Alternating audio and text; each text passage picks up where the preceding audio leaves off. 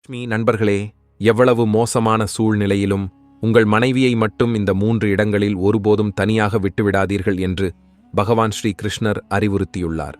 பகவான் ஸ்ரீ கிருஷ்ணர் கூறிய இந்த முக்கியமான விஷயங்களை யாரேனும் ஏற்றுக்கொண்டால் அவருடைய வாழ்க்கை வெற்றியடையும். ஒரு காலத்தில் ஸ்ரீ கிருஷ்ணர் மதுராவில் உள்ள ஒரு சிறிய காட்டில் ஓய்வெடுத்துக் கொண்டிருந்தார். அங்கு தூய்மையான சூழல் நிலவியது. அந்த காட்டில் ஓர் ஆலமரம் இருந்தது. அதன் அடியில் அமர்ந்து பகவான் ஸ்ரீ கிருஷ்ணர் தியானம் செய்து கொண்டிருந்தார். அப்போது ஆகாய மார்க்கமாக கருடதேவன் அங்கு வந்தார். கருடனை பார்த்ததும் பகவான் ஸ்ரீ கிருஷ்ணரின் இதயம் கருணையால் நிரம்பியது. கருடதேவன் அருகில் வந்து பகவானை பணிந்து வணங்கினார். பகவான் ஸ்ரீ கிருஷ்ணர் கருடனின் வணக்கத்தை ஏற்றுக்கொண்டு, "ஓ கருட மகாராஜா, இன்று என்ன காரணத்திற்காக மதுராவுக்கு வந்திருக்கிறீர்கள்?" என்று கேட்டார். அதற்கு கருடதேவன், "ஓ ஆண்டவரே, இன்று எனது இதயத்தில் எழுந்த ஒரு கேள்விக்கான பதிலை எங்கு தேடியும் காண முடியவில்லை. பலரையும் கேட்டும் விடை கிடைக்கவில்லை. எனவே பகவானே, உங்களால் மட்டுமே பதிலளிக்க முடியும் என்று நம்பி உங்களை நாடி வந்தேன். தயவு செய்து என் கேள்விக்கு விடையளிக்க வேண்டும்" என்றார். ஸ்ரீ கிருஷ்ணர் சிரித்துக்கொண்டு, "ஓ கருடதேவா, நீங்கள் உங்கள் கேள்வியை கேளுங்கள். உங்கள் சந்தேகத்தை தீர்க்க நான் தயார்" என்றார். கருடதேவன் வணங்கி, "பகவானே, ஒருவர் தன் மனைவியை விட்டு பிரியக்கூடாத 3 இடங்கள் எவை?" என்று கேட்டார். இந்த கேள்வியை கேட்டதும் பகவான் ஸ்ரீ கிருஷ்ணரின் முகத்தில் லேசான புன்னகை மலர்ந்தது. கருடனை நோக்கி, "ஓ கருடதேவா, இன்று இந்த கேள்வியை கேட்டு நீங்கள் ஒட்டுமொத்த பெண் இனத்திற்கும் நன்மை செய்துள்ளீர்கள்.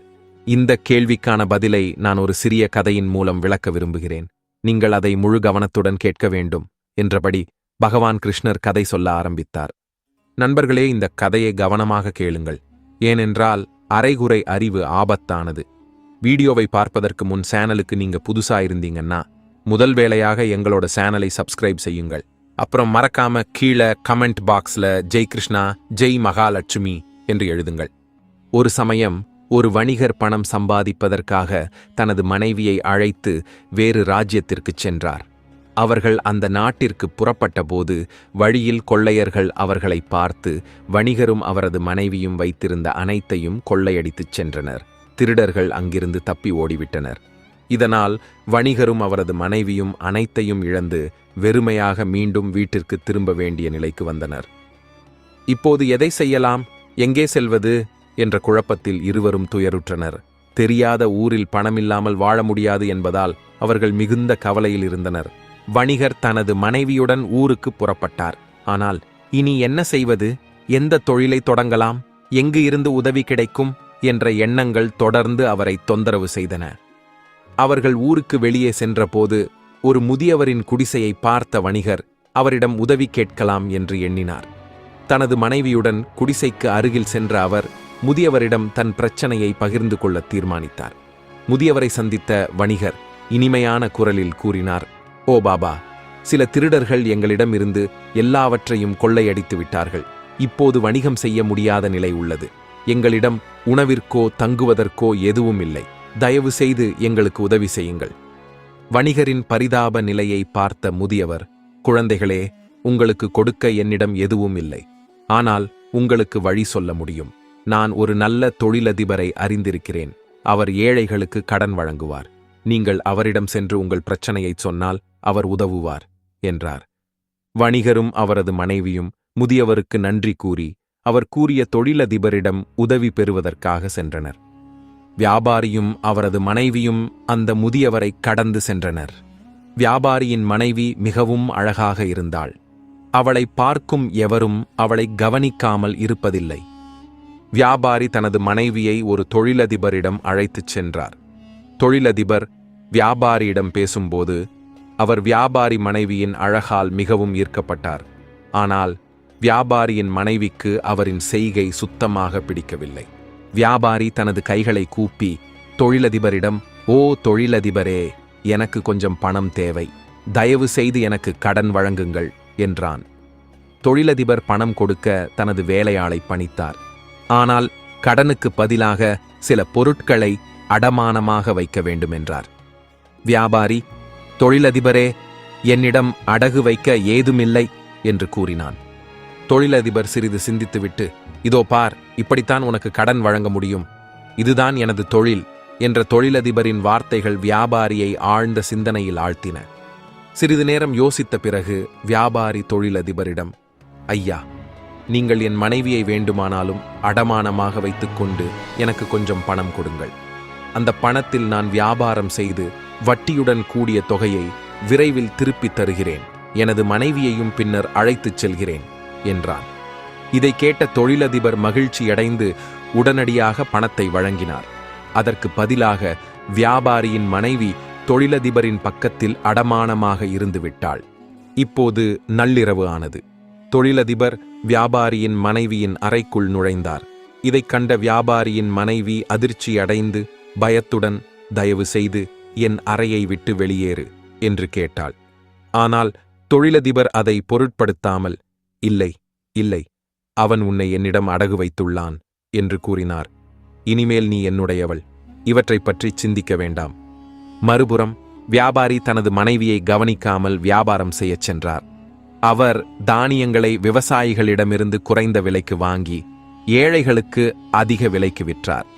இதன் மூலம் அவர் தனது 5 மடங்கு லாபத்தை ஈட்டினார். சில நாட்களுக்குப் பிறகு வியாபாரி தொழிலதிபரிடம் சென்று, உங்கள் கணக்கை தீர்த்து என்னிடமிருந்து உங்கள் பணத்தை பெற்றுக்கொண்டு மனைவியை எனக்கு திருப்பித் தரவும் என்று கேட்டார். அதற்கு தொழிலதிபர், தம்பி, 2 மாதங்களுக்கு முன்பு நடந்ததைப் பற்றி உனக்கு தெரியுமா? விஷயம் என்னவென்றால், திடீரென உன் மனைவி மிகவும் நோய்வாய்ப்பட்டார். அந்த நோயால் அவள் உயிரிழந்து விட்டாள் என்று பதிலளித்தார். இதை கேட்ட வியாபாரி நெஞ்சை பிடித்துக்கொண்டு மிகவும் வருத்தமடைந்தார். என்ன நடக்கப் போகிறதோ அது என் விதியில் எழுதப்பட்டிருக்கலாம் என்று சொன்னான். ஐயா, விதியை யாராலும் மாற்ற முடியுமா? நான் என் கடனை திருப்பிச் செலுத்திவிட்டேன். என் மனைவியை அடமானத்தில் வைத்திருக்கும் களங்கத்திலிருந்து என்னை காப்பாற்ற முடியும் என்று உணர்கிறேன்.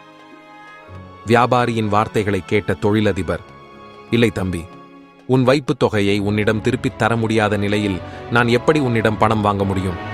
கடனை திரும்பப் பெற எனக்கு உரிமை இல்லை என்று பதிலளித்தார்.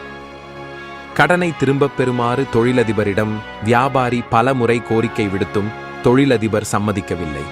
அதன் பிறகு வியாபாரி விரக்தியுடன் அங்கிருந்து புறப்பட்டு சென்றார். வியாபாரி வழியில் மீண்டும் அந்த முதியவரை பார்த்தான்.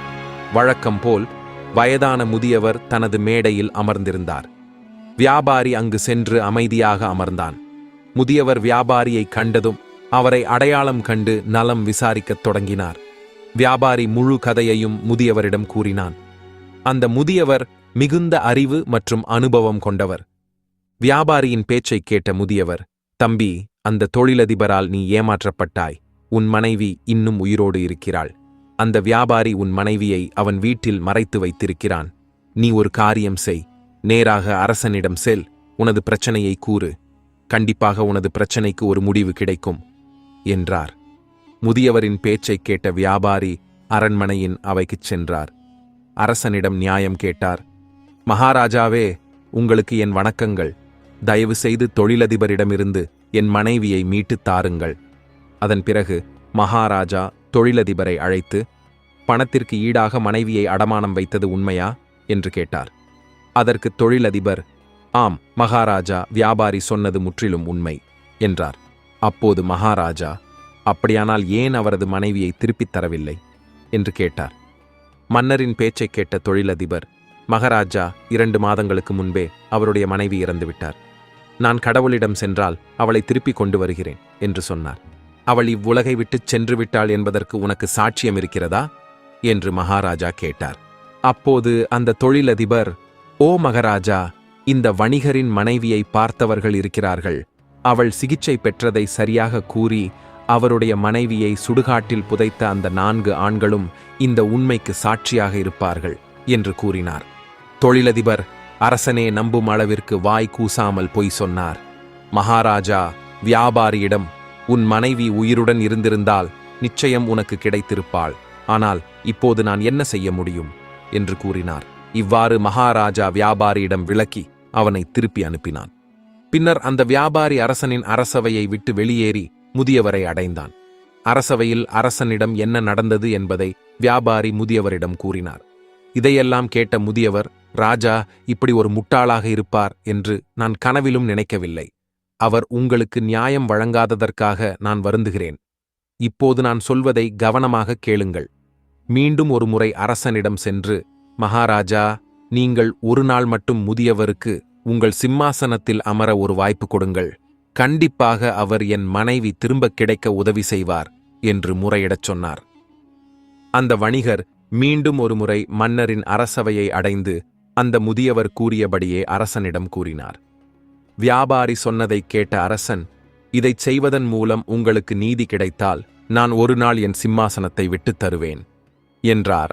அதன் பிறகு அரசன் முதியவரை நீதிமன்றத்திற்கு அழைத்து வந்தான். முதியவர் நீதிமன்றத்தை அடைந்ததும் அரசர் தனது சிம்மாசனத்தை விட்டு வெளியேறினார். முதியவர் அரியணையில் அமர்ந்தவுடன் தொழிலதிபரை முதலில் விசாரணைக்கு அழைத்தார். முதியவர் தொழிலதிபரிடம், 2 மாதங்களுக்கு முன்பு வியாபாரியின் மனைவி இறந்ததற்கு உங்களிடம் ஏதேனும் ஆதாரம் இருக்கிறதா என்று கேட்டார். தொழிலதிபர், ஆம், என்னிடம் சாட்சிகள் உள்ளனர் என்றார். பின்னர் ராஜாவாக மாறிய முதியவர், சாட்சிகளை ஆஜர்படுத்த உத்தரவிடுங்கள் என்று கூறினார். தொழிலதிபரின் சாட்சிகள் ஆஜர்படுத்தப்பட்டனர். முதலில் வியாபாரியின் மனைவிக்கு சிகிச்சை அளித்த மருத்துவரை அழைத்தார் முதியவர். தம்பி, இந்த வியாபாரியின் மனைவிக்கு நீங்கள்தான் வைத்தியம் செய்தீர்களா என்று கேட்டார். நான் தான் சிகிச்சை அளித்தேன் என்றார் மருத்துவர். முதியவர் தொடர்ந்து, சரி என்றார் மருத்துவர். முதியவர் தொடர்ந்து, சரி, வியாபாரியின் மனைவிக்கு சிகிச்சை அளிக்க தொழிலதிபர் வீட்டிற்கு சென்றீர்களா, அல்லது வியாபாரியின் மனைவி உங்களிடம் சிகிச்சைக்காக வந்தாரா என்று கேட்டார். முதியவரின் வார்த்தைகளைக் கேட்ட மருத்துவர், தொழிலதிபர்தான் என்னிடம் மருந்து வாங்க வருவார் என்றார். அதைக் கேட்ட முதியவர், அதாவது வியாபாரியின் மனைவி மருந்தை உட்கொண்டாரா என்பதை உறுதியாகச் சொல்ல முடியாது, அதுதானே என்று கேட்டார். முதியவரின் பேச்சைக் கேட்ட மருத்துவர், தொழிலதிபர் யாருக்காக மருந்து எடுத்தார் என்பதை என்னால் உறுதியாகச் சொல்ல முடியாது என்றார். மருத்துவர் சொன்னதைக் கேட்ட முதியவர், நீங்கள் நோயாளியை பரிசோதிக்காமல் மருந்து கொடுக்கிறீர்கள். இது மிகவும் விசித்திரமான செயலாக இருக்கிறது. ஒருவேளை நீங்கள் மருந்துக்கு பதிலாக விஷத்தை தந்திருக்கலாம். நீங்கள் கொடுத்த விஷம்தான் தொழிலதிபரின் மனைவிக்கு மரணத்தை ஏற்படுத்தியிருக்கலாம் என்றார். முதியவரின் இந்த வார்த்தைகளைக் கேட்ட மருத்துவரின் முகம் பயத்தால் சிவந்தது. தொண்டையை அடைத்துக் கொண்டார். இல்லை ஐயா, அப்படி இல்லை என்றார். நான் ஏன் என் நோயாளிக்கு மருந்துக்கு பதிலாக விஷம் கொடுக்க வேண்டும்? இந்த வழியில் என் மரியாதை அழிந்துவிடும். மருத்துவரின் வார்த்தைகளைக் கேட்ட முதியவர், நோயாளியின் உயிரோடு விளையாடியதற்காக உங்களுக்கு 50 கசையடிகள் வழங்க உத்தரவிட உள்ளேன். மேலும் உங்கள் முகம் கருக்கப்பட்டு ராஜ்யத்தை சுற்றி அணிவகுத்துச் செல்ல வேண்டும். இப்போது உண்மையைச் சொல்வீர்களா, அல்லது படை வீரர்களுக்கு உங்களை கைது செய்யும்படி உத்தரவிடலாமா என்று கேட்டார். இதைக் கேட்ட மருத்துவர் நடுங்கத் தொடங்கினார். அவர் முதியவரின் காலில் விழுந்து, மகாராஜா, தயவு செய்து என்னை மன்னியுங்கள். நான் வியாபாரியின் மனைவிக்கு எந்த சிகிச்சையும் செய்யவில்லை. தொழிலதிபர் என்னிடம் ஆயிரக்கணக்கான ரூபாய்கள் கொடுத்தார். பேராசையால் அவரின் வார்த்தைகளை ஏற்றுக்கொண்டதுதான் என் ஒரே குற்றம் என்றார். மருத்துவரின் குற்றத்தை ஒப்புக்கொண்டதால் அவர் சிறையில் அடைக்கப்பட்டார். இப்போது அந்த 4 சாட்சிகளின் முறை வந்தது. முதியவர் அவர்களிடம் கேட்டார், நீங்கள் 4வரும் இந்த வியாபாரியின் மனைவியின் உடலை எடுத்துச் சென்று தகனக்களத்தில் புதைத்ததாகச் சொல்லப்படுகிறது. சொல்லுங்கள், அடக்கம் செய்வதற்கு முன் உடலை குளிப்பாட்ட வேண்டும். அந்த சடங்கின் போது அந்த பெண்ணின் உடலை நீங்கள் பார்த்தீர்களா? இல்ல மகாராஜா, நாங்கள் அவருடைய உடலை பார்க்கவில்லை. தொழிலதிபர் உடலை தயார் செய்த பிறகே அவரை தகனம் செய்யும் இடத்திற்கு கொண்டு சென்று அடக்கம் செய்தோம் என்று அவர்கள் பதிலளித்தனர். அப்போது முதியவர் கேட்டார், இறந்தவர் படுக்கையில் கிடக்கிறாரா, அல்லது அவர் உயிருடன் இருக்கிறாரா என்று நீங்கள் அறிய முயற்சிக்கவில்லையா? ஏதாவது விஷப்பொருளால் மயக்கமடையச் செய்து படுக்கையில் கிடத்தி பின்னர் அவரை சுடுகாட்டில் கொண்டு போய் புதைத்திருக்கலாமே. இது மிகப்பெரிய குற்றம். இதற்காக நீங்கள் தண்டிக்கப்படுவீர்கள். மரண தண்டனை கூட வழங்கப்படலாம். இந்த வார்த்தைகளை கேட்டதும் 4 சாட்சிகளின் உடல் குளிர்ந்தது. அப்போது முதியவர் தொழிலதிபரிடம் திரும்பி கூறினார், தொழிலதிபரே, உங்கள் 5 சாட்சிகளும் ஏற்கனவே அம்பலமாகிவிட்டனர். இப்போது நீங்கள் சொல்லுங்கள், ஒருவரின் மனைவியை அவரது விருப்பத்திற்கு மாறாக வீட்டில் எப்படி வலுக்கட்டாயமாக வைத்திருக்க முடியும்? இந்த குற்றத்திற்கு என்ன தண்டனை பெற விரும்புகிறீர்கள்? முதியவரின் வார்த்தைகளை கேட்ட தொழிலதிபரின் முகம் வாடிப்போனது. ராஜாவாகிய முதியவர் கூறினார், நான் உங்களுக்கு 15 ஆண்டுகள் சிறைத் தண்டனை வழங்குவதற்கு முன்பு நீங்கள் இந்த வியாபாரியின் மனைவியை நீதிமன்றத்தில் ஆஜர்படுத்த வேண்டும். ராஜாவுக்கு பயந்து தொழிலதிபர் உடனடியாக தனது அடிமைகளை அழைத்து வியாபாரியின் மனைவியை நீதிமன்றத்தில் ஆஜர்படுத்துமாறு உத்தரவிட்டார். முதியவர் வியாபாரியின் மனைவியை அவரது கணவரிடம் ஒப்படைத்து பொய் சாட்சியம் அளித்ததற்காக தொழிலதிபருக்கு 5 மாத சிறைத் தண்டனை விதித்தார். பொய் சாட்சியம் அளித்த 4 சாட்சிகளுக்கும் தலா 500 கசையடி அபராதமாக விதிக்கப்பட்டது.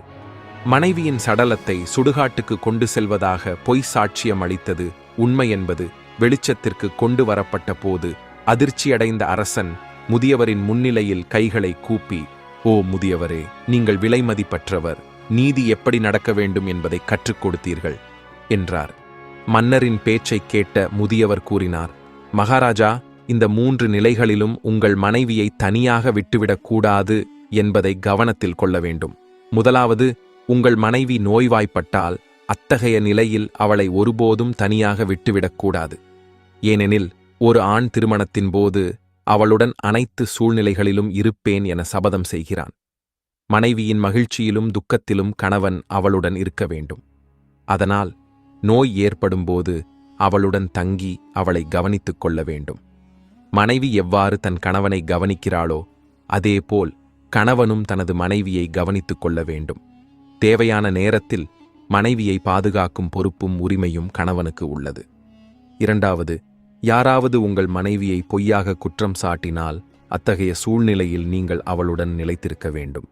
ஏனெனில் ஒரு பெண் கணவனை நம்பித்தான் பெற்றோரின் வீட்டை விட்டு வெளியேறுகிறாள்.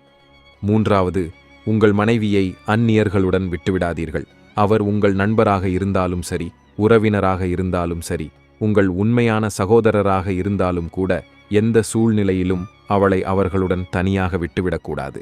இன்றைய காலகட்டத்தில் யார் யாரை எப்போது காட்டிக் கொடுப்பார்கள் என்பது யாருக்கும் தெரியாது.